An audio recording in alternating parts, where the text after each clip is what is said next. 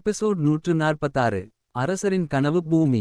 விஜயநகர மன்னர் கிருஷ்ணதேவராயர் ஒரு துருப்பிடித்த நாளின் கடைசியில் அரண்மனையில் தனது பெரிய ராஜசிங்காசனத்தில் சோர்வடைந்தபடி அமர்ந்திருந்தார்.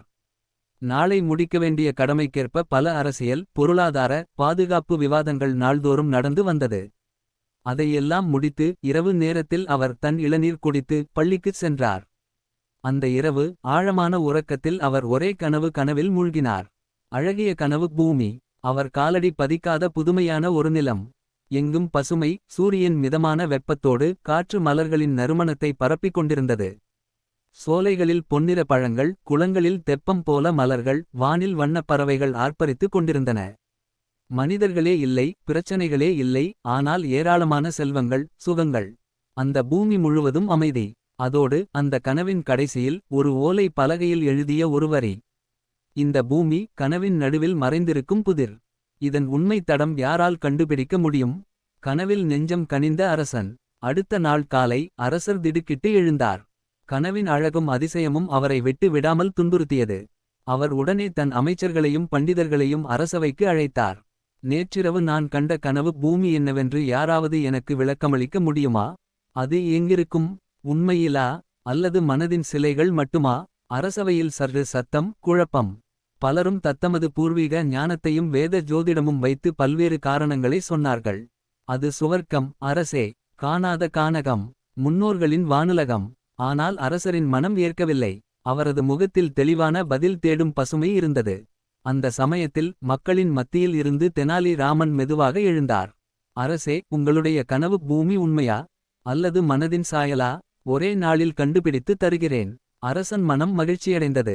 சரி, நாளைவே பதில் சொல்ல வேண்டும் என்று ஆணையிட்டார். தெனாலியின் இரவு யோசனை. அந்த இரவு தெனாலி தனது தாலாட்டில் உறங்கும் மனைவியின் அருகில் அமர்ந்து தன்னை வாட்டிய அரசரின் கனவு குறித்து பல சிந்தனைகளில் மூழ்கினார். ஒரு மனிதனின் கனவு, அந்த கனவின் உலகம், அதன் அடிப்படையில் பதில் ஒன்று இருக்க வேண்டும். திடீரென்று அவரது மனதில் ஒரு யோசனை எழுந்தது. அவர் ஒரு ஓலை பேப்பரில் அழகிய வரைபடம் வரைந்தார். அதில் பசுமை நிலங்கள், பூக்கள், பழங்கள், குளங்கள், மலர்கள், வண்ணப் பறவைகள் அனைத்தையும் அழகாக சித்தரித்தார். மேலும் ஓரமொரு இடத்தில் ஒரு வரி எழுதினார். உங்கள் மனதின் உலகம், உங்கள் கனவு உலகம். மறுநாள் அரசவையின் அதிசயம். அடுத்த நாள் அரசரின் முன் தெனாலி ராமன் அழைக்கப்பட்டார். அரசர் ஆர்வமாக, சொல் தெனாலி, என் கனவு பூமி எங்கே இருக்கிறது? தெனாலி கையை நீட்டி அந்த ஓலை பேப்பரை சாய்த்தார். அதில் அரசர் கண்ட கனவின் உலகத்தை விட மிக அழகாகவே வரைந்து இருந்தது. அரசர் அந்த ஓலைத்தாளை பார்த்தவுடனே அதிர்ச்சி, ஆச்சரியம், மகிழ்ச்சி, 3 உணர்வுகளும் ஒரே நேரத்தில். இதுவேதான் என் கனவின் பூமி. அப்போது தெனாலி நிதானமாக சொன்னார்.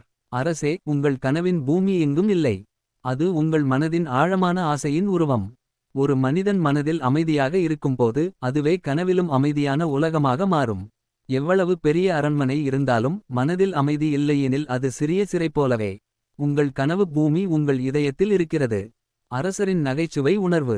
அரசர் ஒரு நிமிடம் சிந்தித்தார். பிறகு சிரித்து கொண்டே, தெனாலி, உண்மைதான். என் மனதில் நான் விரும்பும் சுகமான வாழ்க்கையின் பிரதிபலிப்பே அந்த பூமி. நீ சொல்லாதிருந்தால் நான் ஒருபோதும் உணர முடியாது. அதை கேட்ட அரசவையினர் அனைவரும் சிரித்தார்கள். தெனாலி தன் அழகிய சிரிப்புடன் மீண்டும் அரசரை மகிழ்விப்பது போல, அரசே, மனித வாழ்க்கையே ஒரு கனவு போல. மனதை அமைதியாக வைத்தால் நிஜ வாழ்க்கை கூட கனவு போல இனிமையாகவே இருக்கும் என்றார். அரசர் மகிழ்ச்சியடைந்து தேனாலியின் புத்திசாலித்தனத்தையும் நகைச்சுவையையும் பாராட்டி விலைமதிப்பில்லாத வெள்ளி பதக்கத்தையும் பெரும் பரிசையும் வழங்கினார்.